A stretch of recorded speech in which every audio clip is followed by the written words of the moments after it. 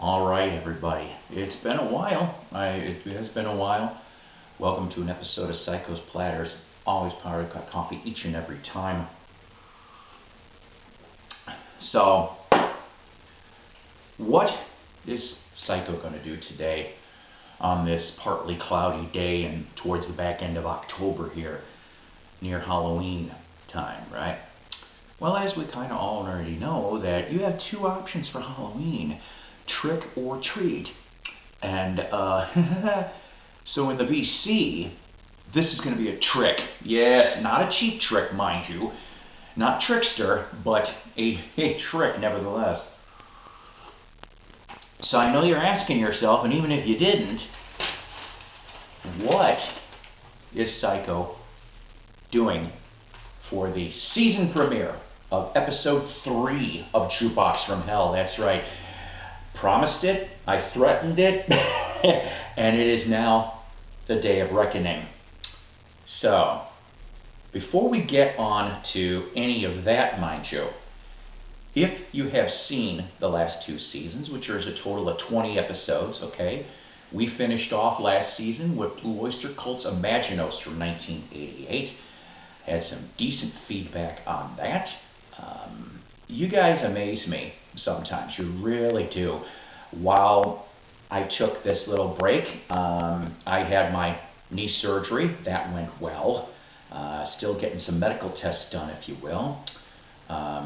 Quickly putting it out there that I will put in the comments GoFundMe link. This will probably be one of the last times I'll be doing that, but I digress. So, but I really appreciate you guys all watching those Jukebox from Hells, and keep the requests coming, keep the suggestions coming. I've had emails, private messenger messages for stuff to come up with. So what are we going to start season 3 Jukebox from Hell with? Well, you see, I left it off with a question mark, didn't I? So we're going to start off with a question mark. And I know you may be thinking or going, what, did the Riddler put an album out? No. Is it an album from Question Mark and the Mysterians? No. Although I would love to find some of that Q Mark OG presses, but I digress. So, let me give you a backstory before we go into the meat and the potatoes of things, alright? Several different things are going to be a little odd in this particular episode compared to the last 20 we did. So, this one here was a partial request? I guess a partial request. It was more like a dare for me to do this episode. Seriously. A dare from beyond the grave? Kind of. Because I know you're like, get to the point. So, I brought up sometime last season my friend Kevin, aka Beans, okay, here in the VC. I miss him. He was like a brother to me, brother from another mother. And him and I, we used to talk sometimes when I would get off stream and we'd yap. And one of the things that he brought up was he dared me, because he knew about this Jukebox from Hell that I was thinking about doing. And he was like, you ought to do all the albums of blah, blah, blah. And I'm going, I looked at him through the video in a serious but yet mock horror look, because I'm like, I didn't see that coming from anybody. So, even though, rest in peace Kevin, in a way, this comes back. Alright? So I know you're sitting here and you're like, get on with it. So, what are we starting off season 3, Jukebox from Hell? Well, this is where it gets a little weird. I kind of feel a little stupid about this because I thought I actually had at least a album in my collection. I still have a decent sized collection, but I could not find an album to show you a focal point on this. So, I'm going to go off and basically show you a related album here in a second. But this solo artist This female solo artist had 14 solo albums.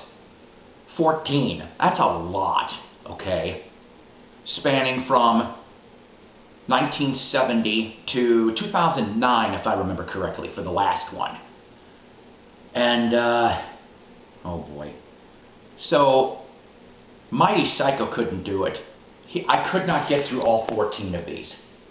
I couldn't. I tried. I really did, but my mind was starting to turn to mush by after album 5. And I was starting to babble incoherently. My friends were concerned about putting me into a nut house, whether or not I listened to these persons' records or not. So, the season premiere of Jukebox from Hell for season 3. We're speaking about this one here, Yoko Ono. That's right, Yoko Ono. And I know you people are like, you bastard. You bastard.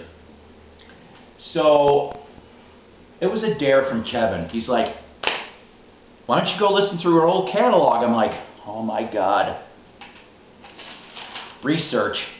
Now, because like I said, okay, I'm sorry. I don't have the cojones enough to go through all 14. Has anybody in the VC reviewed all 14? Let me know in the comments. If anybody would like to grab the gauntlet, if you will, and continue from the 1982 album It's Alright all the way to 2009, be my guest. Let me know in the comments. To make Psycho a glutton for punishment, do you, after you see all this, do you want me to eventually do part 2 and try to get done with the rest? Yeah. I'm taking a bullet for you guys. If there was a Purple Heart medal for VC listening music, this should be for this. You talk about Rachel and her Peanut Awards or Ghosty Awards. I deserve an award for jumping on the Yoko grenade. Now, saying that, this is not going to be a total slander piece, okay? I try to find redeeming qualities. So let's go album by album. We're just going through the first 5, okay? And then I'm going to explain why it's, I don't hate Yoko. Never did in the first place. All right? So, the first album that she starts with for solo-wise, okay? Because obviously she worked on a couple albums with John Lennon. You're talking here, Double Fantasy, Milk and Honey, that kind of stuff. We're not talking about that. So, Yoko Ono, Plastic Ono Band, all right, 1970. So, here's your band for this particular album. You've got John Lennon, Ringo Starr, and Klaus Voormann, okay? So, Beatles and Beatles Circle, right? Ornette Coleman Quartet on the track AOS. And for one track on this album, you get 3 Beatles. You get 3 Beatles. You get John, George, and Ringo. And I know you're like, if you don't know anything about this, I'll quickly explain. So, George was messing around in the studio, and he came up with this guitar loop.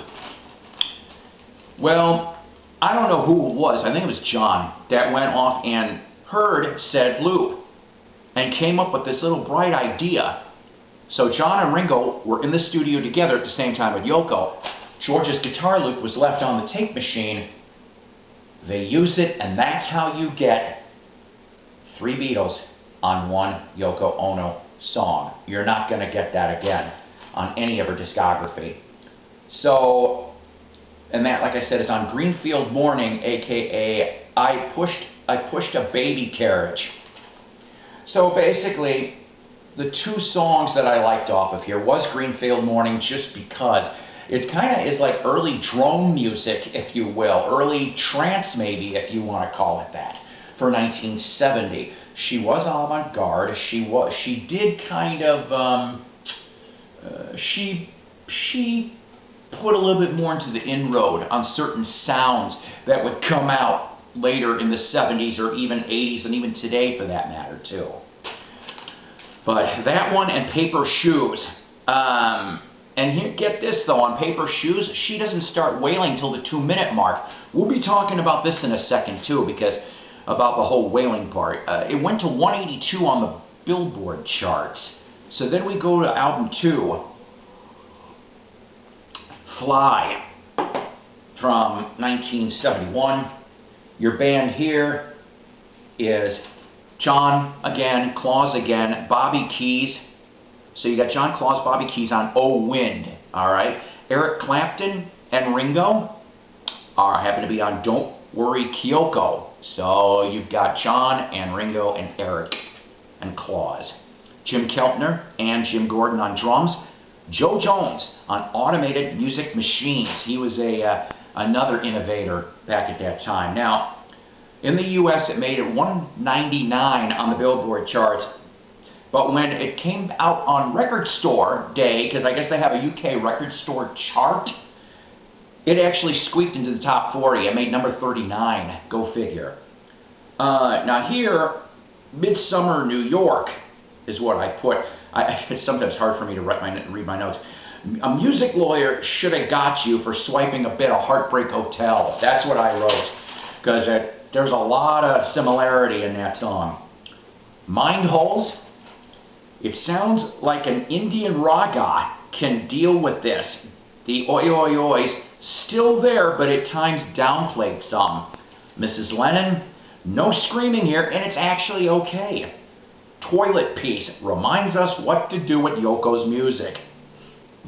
Airmail, M-A-L-E, at times borderlines on trance music for that one. And then lastly, You can see this as background music in an anime cartoon. I could. Then we get to 1973, January,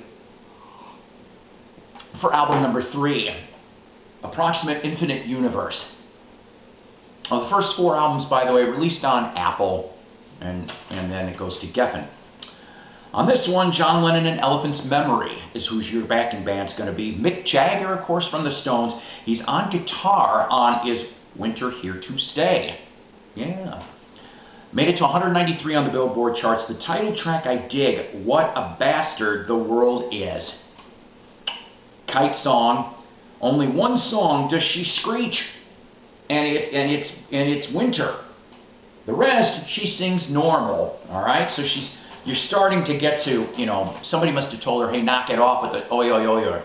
So she starts singing normal. At least normal for her anyway, right? Okay. Album number 4, November 1973, Feeling the Space. 4th solo and last on Apple. You've got David Spinoza, who, session guitarist extraordinaire. He previously was on Paul McCartney's Ram. You got Jim Keltner, Michael Brecker from the Brecker Brothers, Sneaky Pete Kleinow from, let me think here, Flying Burrito Brothers, and of course other people, And then you got John Ocean, which is, of course, John is on 2 tracks that were originally done before The Lost Weekend. Originally to be a double album, EMI Apple said, no way, add it to a single. 2 of the extra songs were released in singles in Japan at the time. Go figure. Didn't chart. Nice and pleasant, easy listening at times.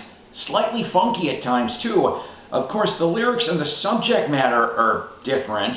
Example, angry young woman, she, woman power, and hits. God, I can't read my writing. Sorry, guys.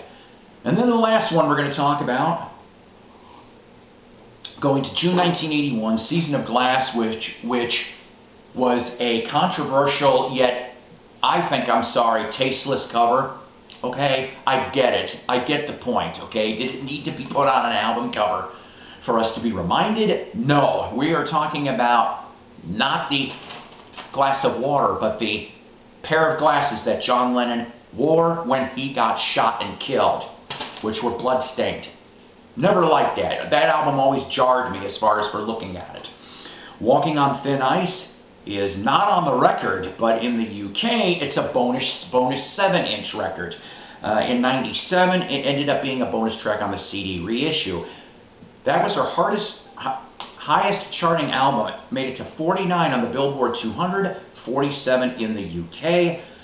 So you've got John is on this one here. Sean Ono Lennon is on A Little Story. Earl Slick, Tony Levin, and others from the Double Fantasy sessions here are on this album.